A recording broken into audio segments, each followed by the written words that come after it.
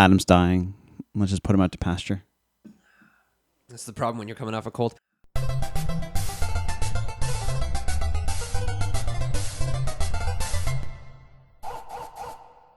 Hey, everybody, it's Poutine Politics, Canadian issues served with cheese curds. My name's Adam. My name's Mike. And today we have Mike's special topic, which is... One of the more recent bills, C-71, which has to do with amendments to the Firearms and Firearms? That's good. The Firearms. The Firearms Act? Yeah, the I think Firearms that's Act. literally as simple as it's called. No, it's Firearms and something else. I forget what it's called. All right. Anyway, I want to let you know right off the bat that I do not have a firearms license. I have never actually owned a firearms license because I have no reason to. I have fired the odd gun in my time when I was much, much younger, and I would consider myself an advocate for firearms. However, I don't consider myself at any time soon owning a firearm or having any desire to own a firearm. You're not a hunter. No, not anymore. I believe that if you're going to go hunting, you should practice. So that way when you go hunting, you are trying to hunt the animal, not trying to wound the animal. Right. It's just, that's just core of my beliefs that, I'm out there to cause the animal as little pain as possible. Right. One shot, one kill kind of thing. That's right. Like, I don't want to, there's a whole bunch of different reasons. Like, to get on a little side tangent, go in the weeds. If I'm going to shoot something, I want it dead then. I don't want to have to chase it. I don't. It's tiresome. It's hard. And especially now that you're older, right? Right? Like, I'm not in my 20s anymore. I don't want to push. I don't want to chase. And and the other biggest concern, which is the reality, I don't want to see the animal suffer. I want it dead then, which is why I also don't bow hunt. You don't have to go out as far to bow hunt. You can do it in much more client areas. But I remember my dad telling me, oh, yeah, the deer can jump your bow and arrow. I was like, wait, what? Yeah, they can jump higher than your arrow. I'm like, not going to do it. I'm not going to have the thing, sit there for 6 hours waiting for a deer to come in, have the deer hear the twang of my bow snapping, and then have it jump. No, thank you. I can handle it when it's my fault. I cannot handle it if it's not my fault. I'm not going to lead a deer with a bow and arrow. It's not going to happen. Sorry, get back on topic. Because I'm right-wing, I have a general theory with regards when it comes to bills and things like that. The idea is that you want to get as little government involvement in things in order to have the most impact. So I have no problems with laws. For instance, somebody should pick up my garbage. I know that a private enterprise is not going to do it for free, and there's no incentive for them to do it. So that's why we have government trucks and things like that. That's why we have municipalities picking up my garbage. Although, that's why. In our case now, the municipality contracts it out to a local company. But at least, you know what? There's a cost involved. You're right. The money comes from the government, right? Like, even though it's licensed out, that's fine. It's okay, but it's all licensed out, right? That's the idea of it, right? With this being said, there's a new bill that's come out that makes amendments to the Firearms Act. And most people don't realize what's in the Firearms Act. So when they say, oh, we need more gun control, more of the stuff, like, okay, there's a few things that people need to understand. And these are important. Gun owners are less likely to commit crimes than non-gun owners. So if you know somebody who owns a gun with a license, they're less likely to commit the crime than somebody who doesn't. That's just a fact. Well, I would think that that's because they bothered to go through the process of getting a firearms license. Oh, that's like the country. easiest. That's like the lowest rung right there. I would think in being able to say that those people are not likely to commit a crime because they've at least gone through that first level of like legality. And here's where the important. So guns are broken up into 3 different classifications, and I'll make it as simplified as easy. There's long guns, so your shotgun. Okay, that's a non-restricted license. Then there's restricted license. Those are your handguns. And then there's prohibited weapons. Those are your fully automatic or weapons that can be fully automatic. Trying to get a prohibited weapon, good luck, because I've not seen a way that you can do it. Like, there's a way, but I just can't figure it out. So to get your restricted license, or to get, your normal license, you have to go to the firearms board. I can't remember what it's called, CFAC or something like that. You have to go to them and say, I'd like to get my license to own a gun. So they go, okay, here's your test. Pass it. Don't pass it, you don't get it. Oh, we're going to do a criminal background check, and we're going to get a mental health check on you for 5 years. That's just to get to get a shotgun, which is a single shot weapon. Then to get a restricted license, you need to do an additional test. Not just one, you have to do two. And you can only use it in certain circumstances. So if you want a handgun, for instance, for your protection or self-defense, in Canada, you just don't do that. At all times, unless you're actively at a range or someplace like that, you're cleaning the gun and things like that, you don't have the gun unlocked. A handgun is required to be locked with a trigger lock on it. It is required to be locked in a safe, and the bullets have to be kept elsewhere. Yeah. So who's using that for self-defense? Because I know very little about firearms law in Canada outside of the fact that the Second Amendment is an American thing and not a Canadian thing. Yeah. Let's say someone breaks into your house. Okay. Yep. And you have a restricted license and you have a handgun. And you use the handgun to, let's say you don't kill the person that comes into your house, but you shoot them in the leg or something like that, and they're wounded, and you call the cops and whatever. Can you, as the homeowner, can you be charged for that? Yeah, because you're at the restricted firearm is the problem. Okay. So but if you had like a 30-06, because that's a one-shot rifle, which it would be a non-restricted, but then you're fine? No, you're still not fine. Okay. There's no point in using it for self-defense. Like you're better to use a knife. Maybe. Okay, no. Here's this crazy part. So all these people that want to say, we need to ban guns and everything like that, I always go, you do realize that fatal stabbings and fatal homicides are on par with each other? And 7 of the last 10 years, fatal stabbings have been higher than fatal homicides with guns? Yeah. I don't see a ban on any knives anytime soon. No. There was a comment I saw. It was a Twitter comment that I saw on Reddit. Yay, social media jeopardy. Where, someone makes the comment of, someone drives a van into a crowd of people. Well, maybe we should have to, I don't know, ban vans or ban vehicles or something like that. And it's like, well, but vehicles are licensed and you have insurance and this and that. There's all these different, again, steps that you have to go through to own a vehicle and to drive a vehicle. Now, I mean, again, a criminal is not going to have all those things. I mean, they're going to steal a vehicle. They're not going to have a valid insurance policy. They're not going to make sure that the stickers are up to date on the plate. And they may or may not have a driver's license that's valid either. I have no problems with the idea of putting ownership on owning a weapon. Do I want every Tom, Dick, and Harry to have a gun? No, that's why they have exams and licenses and things like that. And that's why they can, and this isn't a license where you apply for it and they don't get to update it. It gets updated like all the time. It's always constantly monitored. So if you commit a crime, your license is gone. If you don't renew your license, you're subject up to a 10-year jail sentence for not renewing your license. But still owning a weapon. Still owning a weapon. Right. So please understand, there's serious consequences. This is not something that people that own guns, which is why I don't, it's just not worth my hassle. So, it's already restrictive enough to own a weapon that we don't really need to go to that next step of banning certain types of weapons. Yeah, I'll deal with that in a second. Let's go back to C-71. So the government actually commissioned a report to find out what we could do to lower gun violence. And this is on the government's own website.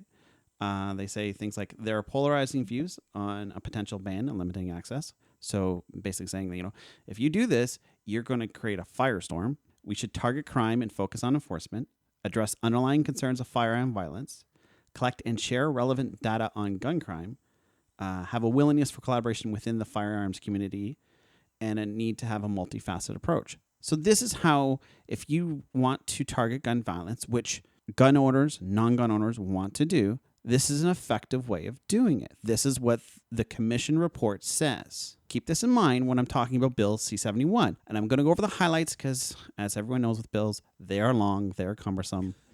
And this is just an amendment to an existing bill. So this isn't... I looked at the summary on openparliament.ca before we started this, and even a summary that you can read in 2 minutes, the language is confusing enough that you're still really not going to know what the hell's going on. Yeah, and don't go the opposite extreme. There are some gun promoting websites that do provide some information. They don't provide what I would call Unbiased information. Yeah, and the worst problem about getting unbiased information, like, oh, yay, I get to go hunt. Well, guess what? If you don't like the idea of hunting, promoting hunting is not a good way to convince your argument. No one's going to want to listen to you, right? Like, if you don't like the idea of killing an animal, telling somebody that it's good for the Canadian revenue stream they're not going to care. That's falling on deaf ears. Yeah. Regardless if you like guns or you don't like guns, whether or not you think people should have guns or you think people should not have guns, that shouldn't frame your thought. What should frame your thought is what's going to work. Mm-hmm. So this is what they propose. They propose increasing the background check for fire license from 5 years to a lifetime. Okay, but how is that going to help with crime or underlying causes of violent crime or sharing gun data? I mean, what case scenario is there where somebody has had a history, is now in a case where they are all of a sudden, let's say 10 years ago you committed a burglary of some kind. Now, it's been 10 years. How many people, and you can't find this data, how many people are committing crimes with those guns that they now can buy as opposed to somebody who was doing it with a 5-year background check? How much more data are you collecting? So I guess the question I would have to that is, it is, as you mentioned, so somebody who was charged and convicted of like a break and enter or something like that 10 years ago on a 5-year background check, that doesn't show up. That's right. So it does show up on a lifetime background check. Part of the problem with that, I guess, could be if that's the only crime that the person committed and it's been 10 plus years and they've been, essentially a model citizen since then. Maybe they served a shortened sentence for good behavior or whatever. Maybe they were just on probation because it was a first offense or something like that. I mean, I guess under the 5-year background check, it's like, okay, well, that's far enough in the past that nobody sees it, and that person could get their license, get a firearm, and they're never going to be a problem. But I guess under a lifetime review, does that potentially put that person in a category where even though they haven't done anything else wrong, they might now be viewed negatively towards getting their license, I guess? Yeah, like it's all part of the same thing, and it gets even more complex. And then when you bring in mental health too, because I agree that it's a big component. The reality is that right now, as it stands, the gun owners aren't the ones the most likely to commit the crime. So why are you further limiting their options, right? And then also another thing along the same thread is businesses are required to keep records now from 5 years to a lifetime. Now, a lot of businesses already do this. So it's not like, if you go to Canadian Tire or major place like that, they already do that. Like they keep it for a lifetime. Like records of who's buying the firearms, I guess? Yeah. Okay.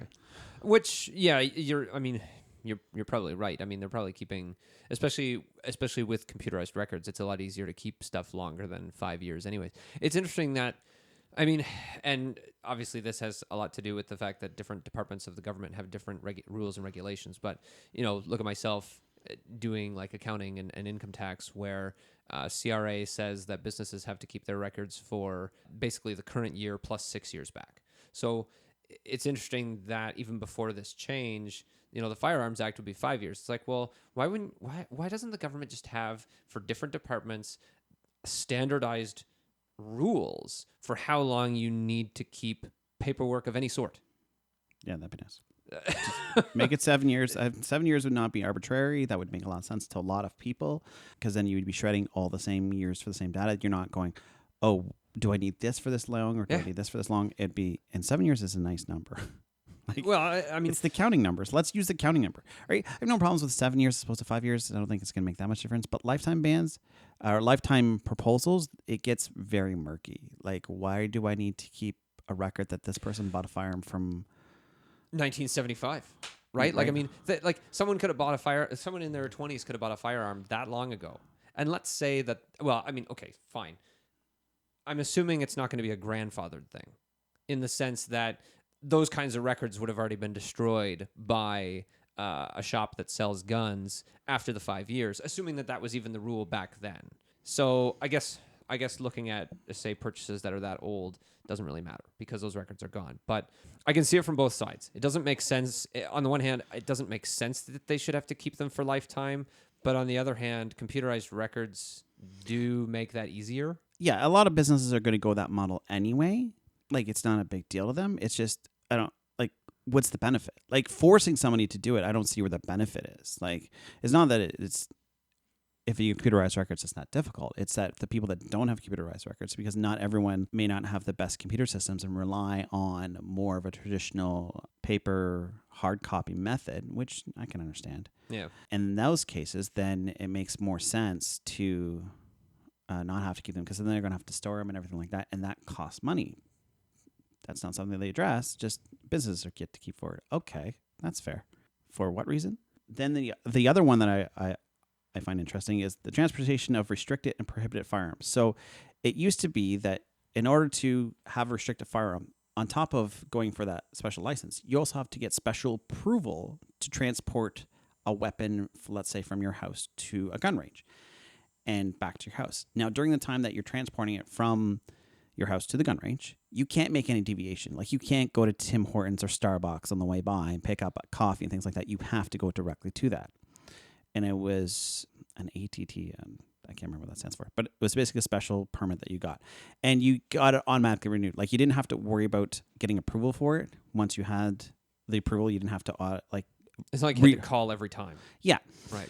And there's also other places that you could go to as well, like the gunsmith and places like that. Now they're changing that, saying that if you need to go see the gunsmith, you have to get special approval. Well, what happens if you're going to a gun range that's open until 7 o'clock, because mine wouldn't they, and the office is closed at 5 o'clock? Like all government offices usually are. And you have a problem with a gun that's jammed, because that happens. Now what are you supposed to do? You can't get approval for it. You're not going to leave the gun there. So now you have a loaded weapon that you can't bring because you have to get special approval to go see the person that can repair it. Because that makes sense. I don't know how. And let's pretend that the logistics of that. How is this helping reduce crime? How is this helping? It's not doing anything about crime. How is this helping to make the streets safer? How is this reducing gun violence? Like, what? Like, is there any reported cases of somebody who's transporting weapons to a gunsmith or another pre-approved? Like, we're not talking like they can just go to Starbucks. Oh, I want to go to Starbucks now because I have this ATT. No, there's certain spaces they can only go to as it is. Who's breaking these rules? Like, where's this? This is a problem? So you're just adding levels of red tape that just doesn't exist. Now, here's another interesting one. They want to reclassify firearms so that way the RCMP can decide which guns are restricted and which guns aren't, as opposed to the lawmakers. Do you have a problem with that? Oh, man, that feels like a loaded question. No pun intended. I mean, again, as a non-gun owner, and I don't have a problem with people owning guns, but I don't have a problem if it's the RCMP that sets those guidelines. Do you have a problem with the non-lawmakers making laws? Well, okay, yes, that I do, because I don't want corporations making laws. Okay, do you have a problem with government agencies that aren't lawmakers, that Right. you have no say over with your votes, making laws? I guess when you word it like that, yeah. Well, that's what they're doing. I mean, I've nothing against the RCMP. I think they may do a better job. And I'm willing to agree with that. Like, if anybody says, well, the RCMP probably does a better job, I'm like, yeah, probably.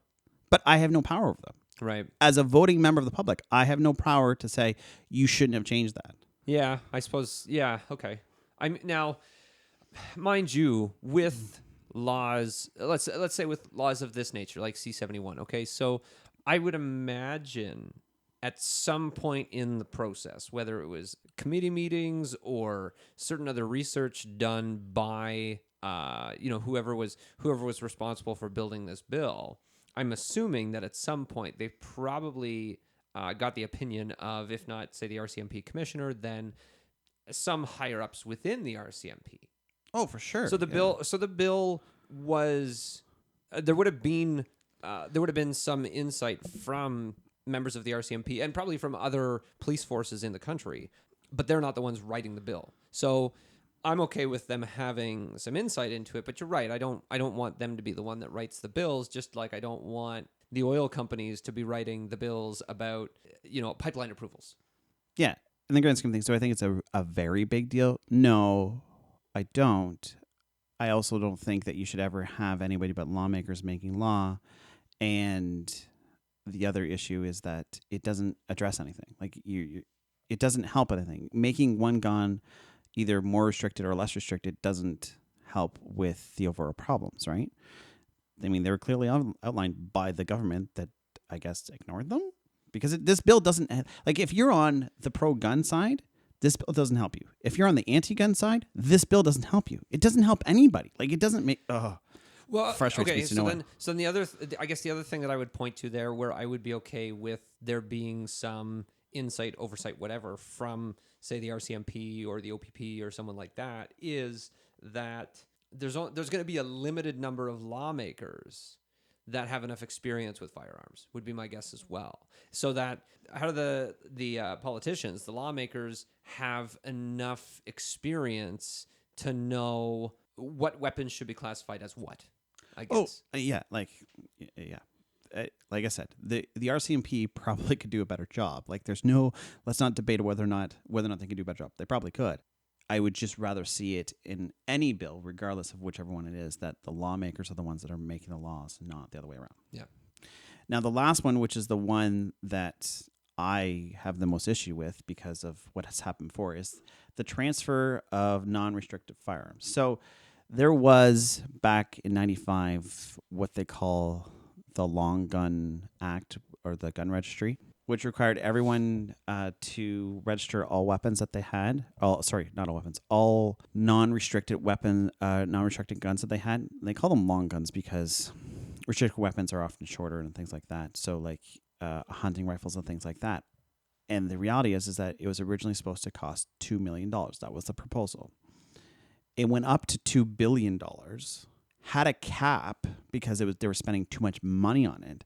And essentially, now this bill doesn't do exactly what the old bill does, but it does create the same system of problems because it's just a gun registry. It's just only a point of sale as opposed to voluntary, I'm going to register my guns.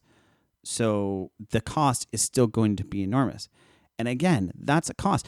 If you're anti-gun, that coming out of your pocket, like that's not, the gun owners aren't going to pay for it. That's the government, right? Well, that was one of those boondoggles that really affected kind of the end of the Liberals' run through the 90s and early 2000s, right? Oh, yeah, big time. Like, the amount of people are just like, are you kidding me? What are you doing? The gun industry's not going to, like, point of sales and registering all these guns. Like, you're going to have all this data of all these gun registries and things like that. And how much is it really going to benefit? And the other thing, too, is that the reality of the situation is that none of this addresses the problems. None of this addresses the gun violence. None of this addresses where the problems are happening, right? Like, fatalities are still happening with knives. Like, you haven't addressed that at all. You haven't addressed gang violence of any kind. Okay. Something I want to cover in regards to, say, the crime aspect of quote-unquote gun ownership, because, again, the criminals are not getting the weapons through legal means. Obviously. I mean, it seems highly unlikely that they're getting the weapons through legal means. Okay. So a conversation that turned into an argument. I think I was not one of the people arguing because, again, I know so little about gun laws in this country that I'm not jumping in that sandbox. But it was a comment thread on Reddit, or not on Reddit, on Facebook, that I was a part of, that I jumped out of very quickly because these two people were just having a back and forth, and it got into carding. So the practice of carding is essentially like a stop, search, no, maybe not search, but stop and question. So police stopping someone on the street, asking them questions, making notes about who the person is and whatever. I don't know. Again, hard for me to talk about it because I have limited knowledge of what the whole carding process looks like. But the person who was pro-carding was very much... the reason why the police do this is it's a way to try and limit gun violence, hopefully, because, whether part of the carding process does involve like a stop and frisk or something like that, so you could find somebody that has a weapon on them illegally. And the person who was anti-carding was it's racial profiling, because predominantly the people that get stopped with carding at least in Toronto, tends to be black. Yeah, the problem with profiling or carding, in principle, it's fine if you're living in a world where everyone has no biases. Unfortunately, every person on this planet has a bias. Every person. I don't care how pure you think you are, unless you're Mr. Rogers, get a life. You're going to be biased. Yeah. And that includes police officers that are sworn to protect. They're still going to be biased. And their bias is going to lead them to do things that they shouldn't do. And I would love to see if there's any proof that carding did anything, because I don't think it would. Because in Canada, you can't put a pistol in your purse and carry it. Like, there is one person in Canada that's allowed to, other than the police, to hold a gun. One. Who's that? They won't tell you. Oh, okay. But there's one person that is legally allowed to have a pistol on them. We're not allowed to know who that person is, because No. if we found that out, I don't know. what would happen? I mean, I don't would we know. would we find that person and point at them and shame them and be like, you shouldn't be allowed to carry that firearm? Like, I don't get what they're trying to... Anyway, but there is one person that's legally allowed to have a firearm on them. I think it's the Master of Arms, to be honest. That Sergeant at Arms, or yeah, I think so. That would make sense, because he is the one that shot, or one of the ones, I guess, that shot the assailant at Parliament Hill. Yeah. Right. I mean, I've seen stories after, like, a year or so after the fact, that say, he's the one that was praised for it, but he's not the one that, say, ended the whole ordeal. But I mean, he was still prevalent in the situation. Yeah, it's kind of cool. So yeah, a lot of the stuff, basically, the people that own guns are in a minority. They're not the majority of people. And those minority are even less likely to commit gun violence. So why are we making it more difficult for them to do the things that they love, more red tape, more cost, whatever the case may be, if you're trying to reduce gun violence? You're putting money into a problem that doesn't exist. Right. No, that doesn't exist. Sorry, I shouldn't say it doesn't exist. That's completely incorrect. You're putting money into a problem where it could be way better used somewhere else. Yeah, we're used to that from government, though. I mean, like, that's my biggest problem with government in general, is like, I want the government to do good things. I want the government to provide for the people of this country, especially the people that need it, which is why I'm perfectly fine with, certain social programs. But I don't want the government to waste money in the process. When I found out that they had done research on it and then chose to ignore it, I was like, what are you doing? What are you doing? They did they did their homework on it, and then was like, no, we're not going to target those people. We're going to upset the first thing. We're going to upset the people that are involved in it. Let's upset them the most, because that makes sense. Yeah. Now, the next policy that they're talking about is that there's a proposal to ban handguns. It's more than just handguns, though, isn't it? Yeah, I just used it, and I'm going to use the phrase handguns.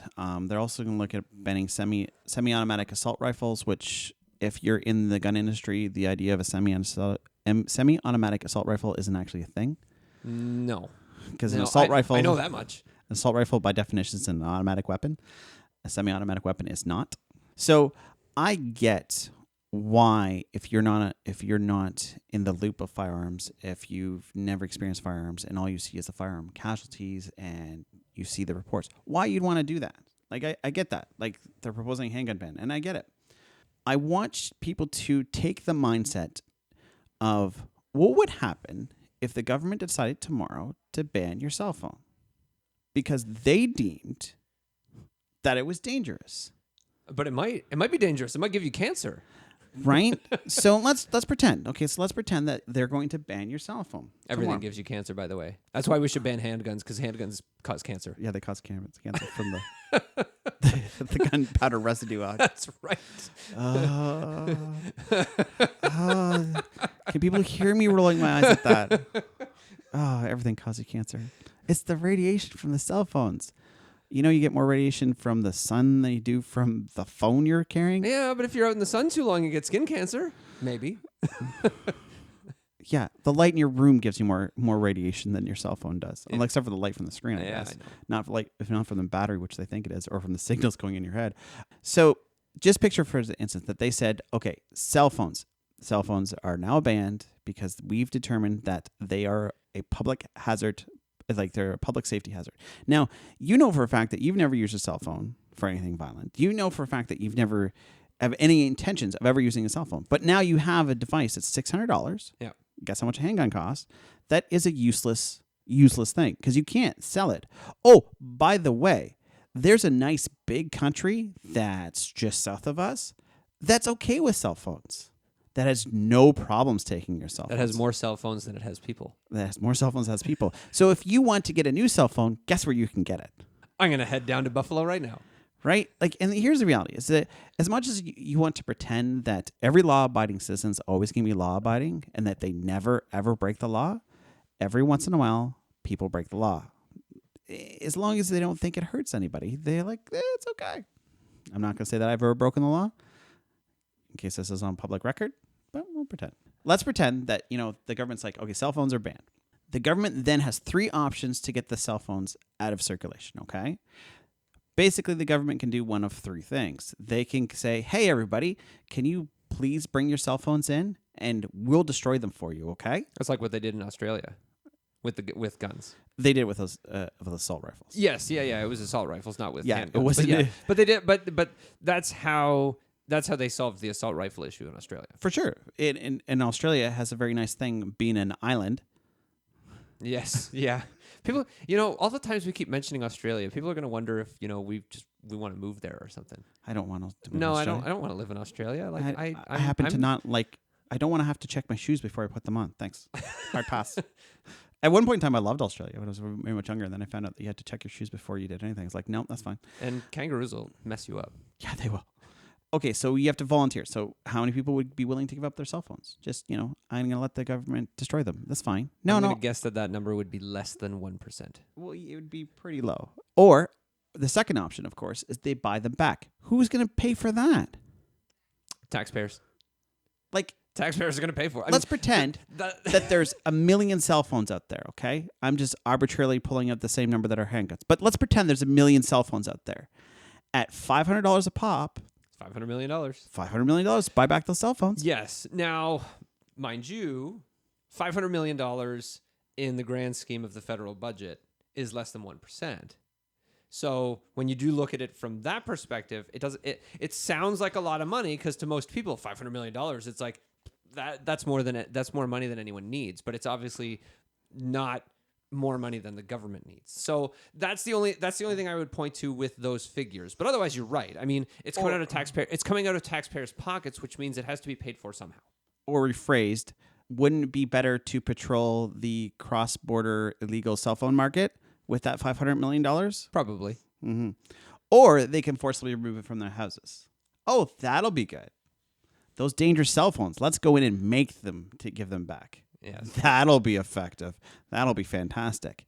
So those are when you're looking at a handgun ban, if you can imagine cell phones with handguns back to the point in time, those are the 3 options they have. Yeah. None of the first one's the best one, and it's a terrible option. So how are you going to implement it? And it does nothing. Banning handguns, just because you ban something doesn't mean that a criminal's not going to use it. So some gang member is going to see it in the newspaper and be like, "Oh, damn! I guess I can't go mug somebody. I don't know, like whatever." Right. Okay, so I'm not going to leave elephants in the room, so to speak, because people, I can hear people typing or listening and going, I'm so angry. You're ignoring certain things. So there was the mosque shooting. The mosque shooting was done by a person who had restricted weapons, 2 restricted pistols, brought them in a mosque and shot. He was licensed. He did all the proper channels, and he had them. Yes, it does happen. You'll hear all the time from politicians, and no criminal uses legal weapons because they can't get them, and no legal citizen commits crimes. And I'm like, well, the other point is true until they do. Yes, and I mean, people can change. Like that's the thing. You could be like the most, I don't know, like even-keeled person and go through the process. And then just, over time, something changes in you, or maybe it's the stereotypical, you're hanging around with the wrong crowd or something like that. People change. So what people say is, okay, well, we could have prevented that. And I say, okay. Now there was it's not the only shooting to ever happen. So there's the Danforth shootings down in Toronto. Those were done with legal guns. Yeah. So that doesn't work. There was also a shooting that hasn't been talked about a lot because it happened a while ago, was the Mark Cahill massacre. So this man went in and shot up his ex's wedding party. All right, then. Killed 9 people. Yeah. He was denied a firearms license and still committed the crime. Right. And the reason why I bring it up is that if somebody is denied a firearms license and they want to do this, they may still be able to do it. Any ban may not restrict them. Right. So when you say ban handguns, that guy was banned from owning, like he couldn't get them, but he still got them. Yeah. Right? And there's nothing stopping, like there was another guy that came, Cruz family murders, where he came across the border and brought with the guns with him. And because he didn't get checked crossing the border. Yeah. Right. And I guess so something like that, you could say, well, it's the border agent's fault, but you could say, well, is it? I mean, maybe partially, but the thing is that I would think, say, if you're coming back across the border and you have a Canadian license plate, that's one of those things that maybe they're less likely to expect. Whereas when an American comes across the border, especially if they're traveling, say, through Canada on their way to somewhere else. No, he was an American citizen. Oh, this guy was an American citizen across the border. Okay, so I don't know the details of where he crossed, but keep in mind, we have the longest unprotected border in the world. So if you don't want to go through a border check, you just walk across. Yeah, you can walk across in other locations. Now, mind you, that could take some effort. If you're willing to do certain things, then you'll do them. Yes, right? I know. Right? So I don't know how, and if you put a ban on handguns, you are going to increase the black market for handguns. Yeah. You're going to increase the criminals' ability you're going to increase demand for the criminals for handguns because you've made it illegal. So the criminals are like, well, thank you. See, again, so as a non-gun owner, I guess my opinion on it is, on the one hand, I don't have a problem with it. You know what? People go to the range, and it's fun. It's a social atmosphere for them.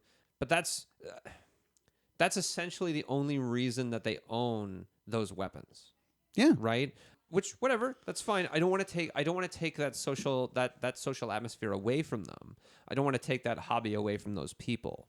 But at the same time, I can understand why there are people that feel like those weapons should maybe be banned, simply because that's the only purpose they serve in our society. You know, like, I guess there are competitions and stuff like that, like shooting competitions and such, but those happen at gun ranges, right? So it's, again, I don't think a ban makes sense, but I do understand why there's people that feel like a ban would make sense. But yeah, from the criminal aspect of it, the ban's not going to do anything. No, and I understand it 100%. Like if it meant that there would be no handgun fatalities again in Canada, and you said that banning handguns was the solution to that, I would sign up for that. I would totally take that bargain. Of course, I would be crazy not to. Right. That's a fantastic way. But you can't guarantee that. There's no way to guarantee that. When you have a country that's right next to us that has all the guns in the world just seeping from the seams, banning handguns and ignoring, turning a blind eye to what is an easy situation to get handguns or to get assault rifles or whatever the case may be, they're going to get it. No ban is going to prevent that. No, I agree. And you're not going to reduce it. And that's why that report I originally talked about, where like they were saying, targeting the underlying issues. Why are people committing these crimes?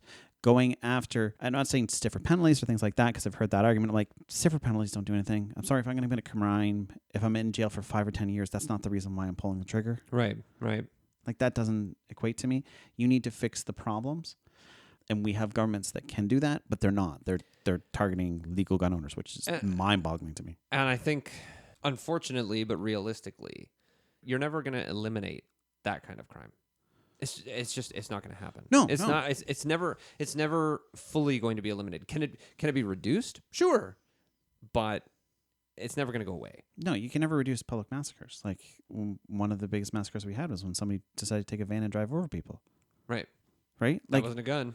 There was like, no gun involved. are there. you? How are you gonna prevent that? Right. You can't. And I hate saying that, but like, if you can, as much as you can, and in that case, again, that was somebody's hatred towards somebody. If you can help those people in those situations, hopefully we can reduce these things. Yeah. I think that covers it.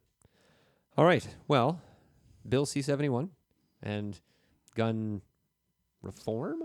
Yeah. I don't know. Something like that. Anyways, this has been Poutine Politics. My name is Adam. My name's Mike. Have a good day.